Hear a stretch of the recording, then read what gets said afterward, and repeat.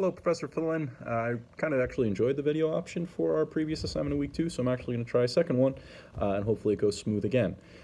This is the reflection or the assignment for the weaving the 21st century classroom and collaboration into modern day schools and what we have. First thing I'd like to talk about after reviewing the PowerPoint is the Fortune 500 list. I found that to be pretty interesting, actually, being that it was able to compare previous time in history to what we do now. I think that's important. I think we learn a lot from history, but it's also kind of cool to see how those things changes. Teamwork, kind of no surprise, was number one. I like that those matched up from year to year.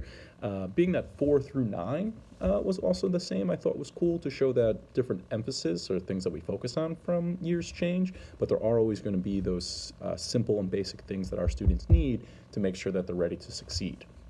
I thought personal career development, ranking the same from year to year, was actually pretty interesting because I think that we are preparing our students for such different careers that how we do that has to be different, but for it to fall into the same spot on the list was kind of intriguing to me because the lives that they're going to live 10, 15 years from now are so much different from what they were preparing for when this initial list came out, which was really interesting as well.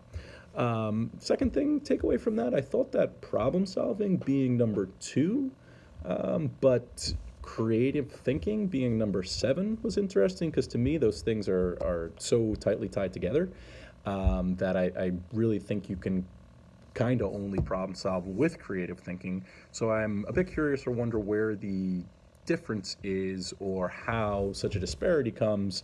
I would have figured maybe more of those going problem solving 2 and then creative thinking 3, but that was just kind of a curious little thing that popped out to me. The next thing was entertainment versus engagement. I have to say, it was kind of interesting. I've never thought about the entertainment aspect of being a teacher, and I know that this list between entertainment and engagement absolutely painted entertainment in a negative light, and I agree with that. I don't think your job as a teacher is to be an entertainer, by no means. You have a much bigger, greater job than that. Sorry, excuse me. I think, though, that engaging the student in what you're doing can be in a fun way to make them enjoy it. So I understand where the conversation comes up, but I do think engaging is obviously what's most important to be. Maybe the entertaining side of a teacher can be that side that takes minutes here and there, takes a period to focus on the different parts of the student's life. A joke here or there about a baseball team, basketball team, maybe even a football team that they like.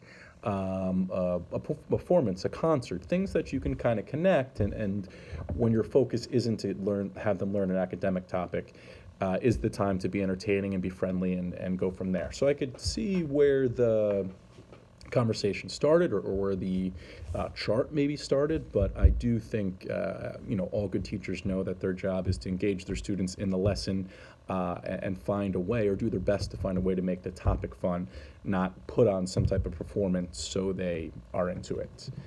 Moving on to the lessons, I take a lot of pride, and I think the College of New Jersey has given me the opportunity and skills to make sure that my lessons are relevant, challenging, and engaging. I think also because of what I teach, being a STEM educator, that it naturally flows that way. Relevant because they're always connecting to the real world, whatever challenge we might have. Challenging because no solution is necessarily easy. The students are really physically building things that they're going to see sometimes work and they're going to see sometimes fail. So there's always that sense of, oh my gosh, I don't know if this is going to work, but let's try. Engaging, I'm lucky. I kind of count my blessings every day that students love coming to my class and enjoy that. So I do my best as a teacher to really try and run with that, to give them the best and most fun lesson that I can, where they get and learn a ton from as well. I did want to bring this one up though for a bit of a different reason. When I first read the list, I read challenging as changing. And that kind of hit home with me because every summer I try to go home and I try to change and improve at least one unit that I'm doing. And it ties a bit to what I'm doing too, because as a STEM teacher, I think I'm always trying to stay current and on the next topic or issue or what's really important going on, what scientific field can we get into, what new technology is there that I can introduce to my students or what career path. And I wonder, you know, with that, it's super important to me and in my field, but I wonder how other teachers, try to do that as well. If I can stay current with my students, I'll keep that engagement because the topic will be something that's in their daily lives right away. So, the last thing kind of moves into the 21st century learning directly into the classroom. How does it weave in? I have to say I'm very, very lucky with that.